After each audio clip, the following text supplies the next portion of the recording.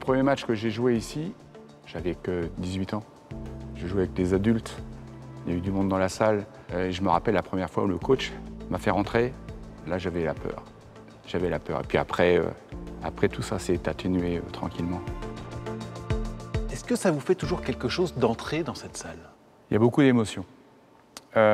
Beaucoup d'émotions. En plus, là, aujourd'hui, il y a de l'émotion parce que moi, je suis pas revenu depuis le dernier match qu'on a gagné l'année dernière en demi-finale de play-off contre La Rochelle ici. Je préférais partir sur une victoire. Je suis pas revenu, donc c'est la première fois que je reviens. Ça me fait de l'émotion comme ça m'a fait d'émotion toutes les années où j'ai passé beaucoup de temps ici. Donc effectivement, c'est une page qui va se tourner avec l'arrivée de ce nouveau Palais des Sports. Mais celui-là, je ne l'oublierai pas. Qu'est-ce qu'on ressent quand on est sur le parquet? Écoutez, on sent toute l'histoire. En fait, c'est une vieille salle qui a vécu beaucoup de choses. Des très belles choses, des plus mauvaises. Il y a eu des hauts, il y a eu des bas, à l'image du club.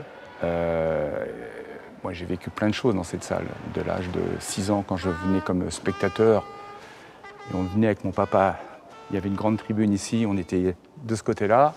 J'ai connu cette salle pleine à craquer dans les années 72-73. Moi, j'avais 7 ans, avec de la fumée de cigarettes partout, parce qu'à l'époque, on autorisait les gens à fumer dans les salles.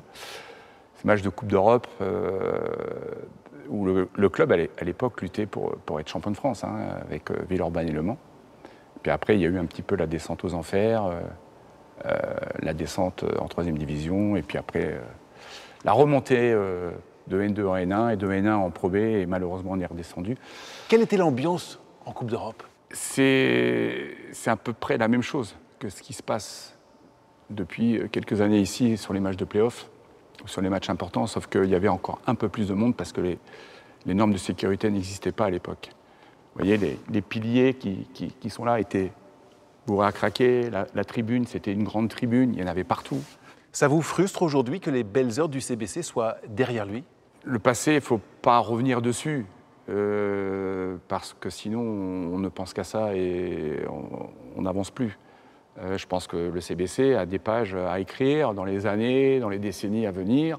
Il va avoir l'outil pour y parvenir. Ce Palais des Sports a fait ce qu'il avait à faire et il a vécu des choses extraordinaires. Si vous deviez choisir un seul souvenir, quel serait le plus fort dans cette salle? Ça serait la montée de N2 en N1 quand je suis président. Il y a Nicolas Batum qui est là. Et tu te dis, la salle est pleine.